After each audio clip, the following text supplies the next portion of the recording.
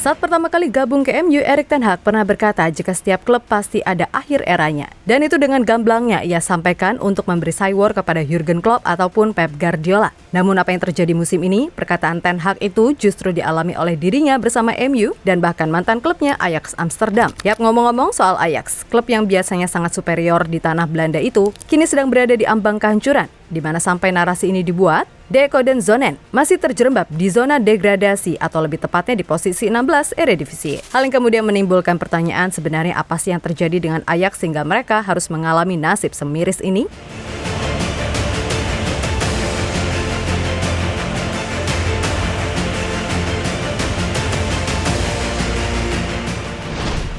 Ajax Amsterdam sebenarnya tidak diragukan lagi jika klub ini merupakan klub yang dikenal sebagai yang terbesar di Belanda. Dalam sejarahnya, mereka tidak hanya mendominasi di liga domestik, tapi juga punya prestasi di kancah Eropa, terutama di era 70-an. Akan tetapi di musim ini, Ajax benar-benar sedang mengalami periode yang sangat berat, di mana kekalahan 2-1 atas AS Alkmaar membuat Ajax kini terjerembab di posisi 16 klasemen sementara. Sesuatu yang terbilang aneh, tapi juga nggak begitu mengherankan bila melihat beragam prahara yang terjadi di klub tersebut. Bahkan bau-bau kehancuran Ajax sudah tercium sejak musim lalu.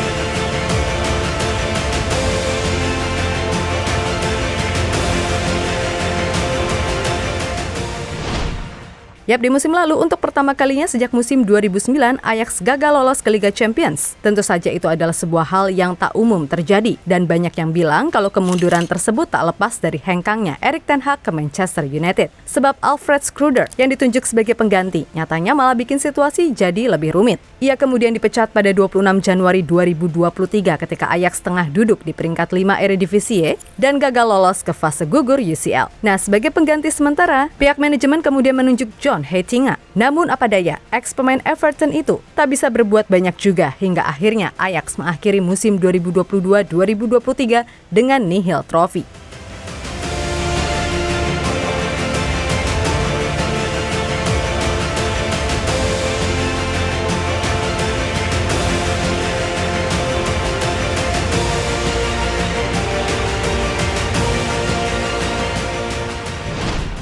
Yap, dengan apa yang terjadi di musim 2022-2023, pada akhirnya membuat satu persatu orang penting di manajemen cabut. Salah satunya adalah Edwin van der Sar yang mengundurkan diri sebagai CEO. Nah, bila diruntut lebih detail ke belakang, sebenarnya segala huru-hara yang terjadi dalam internal Ajax memang bermula saat Mark Overmars mundur dari jabatan Direktur Sepak Bola pada 6 Februari 2022.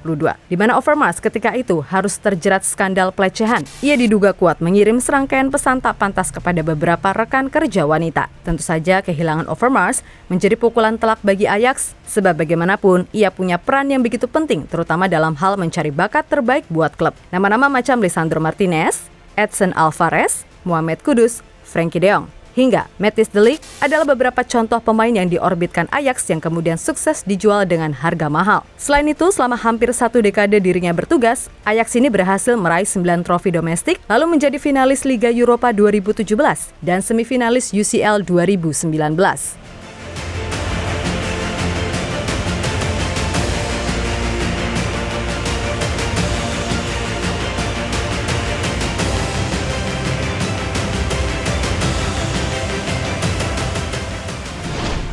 Yap, bisa dibilang sejak tak ada Overmars, transfer Ajax ini menjadi kacau. Dan itulah kenapa mereka bisa mengalami kemunduran luar biasa semacam ini. Seperti di bursa transfer musim panas 2022, mereka harus kehilangan banyak pemain pilarnya, seperti Anthony, Lisandro Martinez, Sebastian Haller, Ryan Gravenberch, Nicolas Tagliafico, Noussair Mazraoui, hingga Andre Onana. Dan di musim panas 2023, Ajax kembali harus kehilangan banyak pilar, seperti Dusan Tadic, Mohamed Kudus, Jurriën Timber, dan Edson Alvarez. Nah, di saat semua pemain yang penting-penting itu pergi, pemain yang datang dan diharapkan sebagai pengganti seperti Steven Bergwijn, Brian Brobby, Francisco Conceição, Calvin Bassey, hingga Florian Grillitsch, nyatanya nggak sesuai harapan. Belum lagi kelakuan Dirtek Anyar, Seven Mislintat, yang menunjuk Maurice Stijn sebagai manajer anyar Ajax. Tentu saja itu membuat fans harap-harap cemas. Pasalnya ini pelatih sebagian besar karirnya hanya dihabiskan melatih klub-klub gurem di Belanda, seperti ADO Den Haag, VVV Venlo, NAC Breda, dan Sparta Notre Dame. Prestasi terbaiknya pun juga hanya menjuari Divisi 2 Liga Belanda di musim 2017.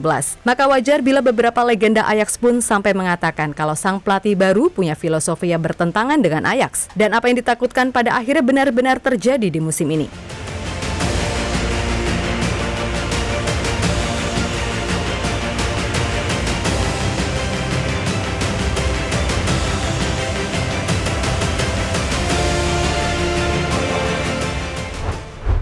Yap, segala masalah yang terjadi di internal klub pada akhirnya sangat berpengaruh terhadap performa Ajax itu sendiri. Setelah membuka musim ini dengan kemenangan 4-1 atas Heracles Almelo, Ajax harus menerima hasil buruk dari pekan ke pekan. Bahkan Ajax tidak pernah menang dalam 5 pertandingan terakhir di Eredivisie 2023-2024, di mana dari 6 pertandingan Ajax baru mengantongi 5 poin. Hasil dari sekali menang, 2 kali imbang, dan 3 kali kalah. Sehingga membuat posisi mereka kini ada di urutan 16 dan cuma berjarak 2 poin dari peringkat 18 atau terakhir, yakni tim kesayangan Coach Justin, FC Utrecht. Nah, yang paling parah dan membuat fans sampai mengamuk ketika Ajax dihajar 4-0 di kandang sendiri oleh sang rival Feyenoord. Yap, dalam laga bertajuk The Klassieker, Ajax bahkan udah ketinggalan 3-0 di babak pertama dan membuat situasi jadi chaos, di mana para pendukung yang marah dan tak puas dengan performa Ajax kemudian berbuat onar hingga membuat kick-off babak kedua tertunda. Sempat dilanjutkan namun kembali terhenti di menit 56 usai para fans Ajax terus melemparkan suar ke dalam lapangan dan para hooligan Ajax juga menyerbu pintu masuk stadion dan melakukan perusakan. Tentu saja salah satu tokoh yang diserukan para pendukung Ajax sebagai biang kerok masalah dalam klub tak lain dan tak bukan adalah Seven Mislintat. Dan sore hari setelah kerusuhan tersebut pecah, Ajax akhirnya memutuskan untuk memecat Seven Mislintat dari kursi direktur sepak bola. Laga sendiri sempat dilanjutkan keesokan harinya dan berhasil diakhiri dengan skor 4-0 bagi kemenangan Feyenoord.